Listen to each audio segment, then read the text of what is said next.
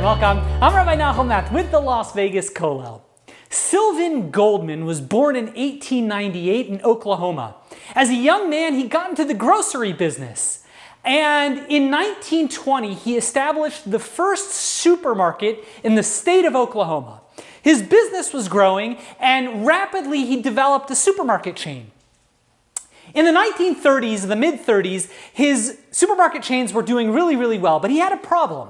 Because you see, supermarkets, these were a new concept. Customers up to that point, you didn't have a one-stop shopping place to get all of your grocery needs. You'd go to the bakery for your bread, you'd go to the milk store for your milk.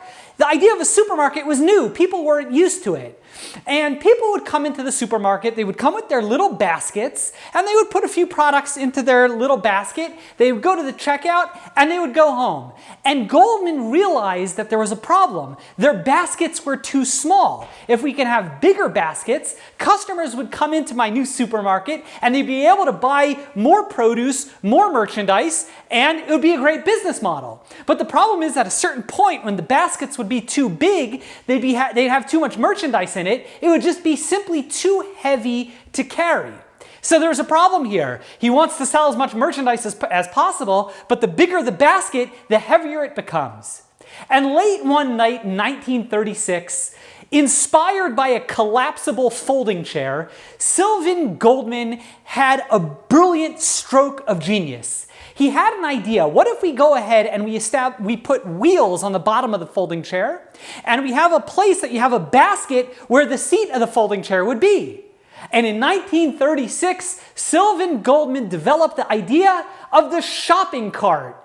You have a basket on wheels, and thereby a customer could put in all sorts of merchandise into his cart. He'd be able to sell more product, and it's great. Everyone's a winner. On June 4th, 1937, the Sylvan Goldman launched the shopping cart in his grocery store. And it was a spectacular failure. No one was interested. They saw this new contraption and they thought, this is not for me. The women complained that they felt like they were pushing a baby stroller. The men felt it was too feminine. It wasn't for them. And no one was interested in using Goldman's brilliant idea of the shopping cart. What's Goldman to do? Have you ever wondered what the Hebrew word for Hebrew is? The answer is ivrit. Ivrit is how you say Hebrew in Hebrew. What does the word ivrit? Where does the word ivrit come from? And we're taught in chapter 14, verse 13 in Genesis and Sefer Bereshis, we find that Avraham, is referred to as Avraham ha'ivri. Avraham the Hebrew, the Ivri. What does the word mean? Why is Avraham referred to as the Ivri, the Hebrew? What does the word mean? The Medrash tells us it's because Avraham was me'ever lanahar. Avraham, if you recall, he came from the other side of the river. He came from Mesopotamia, and God told him, Lech lecha me'artzecha, go forth from your land, ela aretz asher areka, to the land that I will show you. And Abraham, he travels from Mesopotamia, and he enters the land of Israel. He crossed the Jordan River. He's me'ever. He's on the other side. Avraham Avinu, he was geographically Ivri. He was from the other side. And that's the simple understanding of why Hebrew is called Ivrit. It's a reference to Avram being the Ivri, being from the other side of the Jordan River. That's where he originally came from. What's interesting is the Medrash gives another explanation of what the word Ivri, what it's a reference to. And the Medrash tells us it's from the fact that Avram was me'ever echad, v'chol ha'olam me'ever echad. Abraham, Avram, ideologically, it wasn't so much that he physically was from a separate or differing place, a different location, but rather ideologically, Abraham, he was on one side of the world and the rest of humanity was on the other. If you recall, Abraham grows up in a world of paganism, a world of idolatry, of cruelty, of tyranny. And Abraham goes ahead and he preaches monotheism. But he was a yachid, he was a singular person. No, everyone thought he was crazy. Everyone thought he's on the other side of the world. The world was going one direction, believing in their paganism and idolatry. And Abraham, he's Me'aver, he's Ivri, he's on the other side of the world, as if to say the world could be categorized into all of humanity. And then Avraham Avinu, Abraham, he's an iconoclast. He was marching to his own beat. He was going in a different direction. And that's where the word Ivri comes from. It's Avraham Ivri, Avraham who comes from the other side, spiritually, emotionally, just from his point of view and perspective, Avraham was on the other side. And that's, according to the Medrash, one of the reasons and one of the derivations of the word Ivrit. What's remarkable, however, is we do find that God tells Avraham, Lech lecha me'artzecha.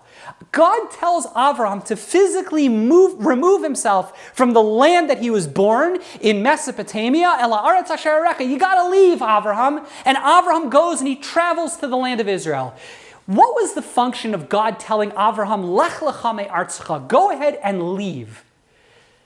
Many of the early commentaries, Rabbi Avadia Mebar Tanura, the Torah HaMincha, and others explain that God was telling Avraham an important message. God was telling Avraham, in the land that you were born, it's a place of idolatry, a place of paganism.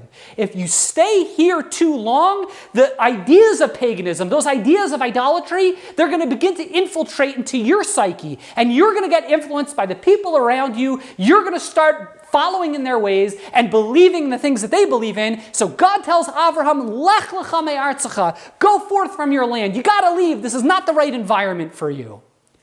And if you think about it, aren't those two things contradictory? If Abraham, if he's the type of person, he's an iconoclast, he's Ivri, ideologically, he's got the personality of, I don't care what other people are doing. I'll stand up for what's right. I'm going to go in this direction even though the rest of the world is going the other direction. Yet the Torah is telling us, according to these great sages, that Avraham, had he stayed in his homeland, would have been affected by his environment. But I thought Avraham is that iconoclast. Avraham is that person of courage and strength of the individual.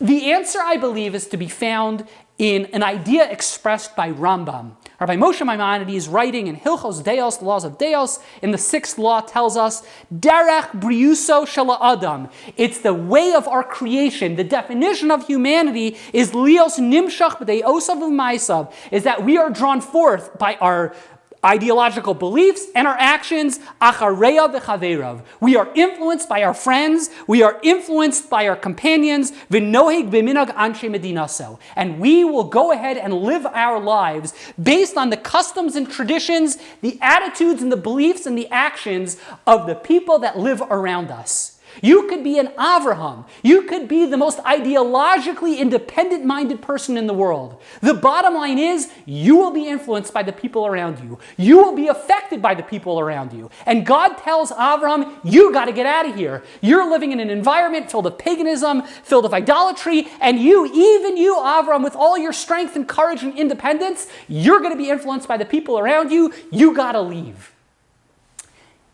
A defining hallmark and a very defining element of humanity is we are impacted by the people around us. Our beliefs, our attitudes, our actions. Look at the people around you. They are going to influence you. And that was an idea that Sylvan Goldman realized. When he was trying to make his shopping cart into a popular idea, no one was interested. And he realized it's a brilliant idea, but no one's going to use it. And he recognized that humanity, we follow and are influenced by the people around us. So Goldman, who is an entrepreneur, what he did was he hired people, he paid people to go shopping in his store, pushing the shopping carts, and to walk around the store smiling, pushing those carts. And guess what? When people walked in and they see a store full of people pushing shopping carts, even though just yesterday you thought it was kind of funny, it's not the type of thing I'd want to use, but wow, look, there's a store full of people pushing shopping carts, all of a sudden that becomes the norm. That becomes the standard. And it caught on. And you fast forward, Goldman lived a long life. He patented the shopping cart. And by the time he died, he was worth over $400 million from his patent and his selling of the shopping cart. A brilliant idea and a brilliant invention that's affected you and me. What was the key to his success? He understood human nature. People are influenced by people around us. We all are. It's a defining element of humanity.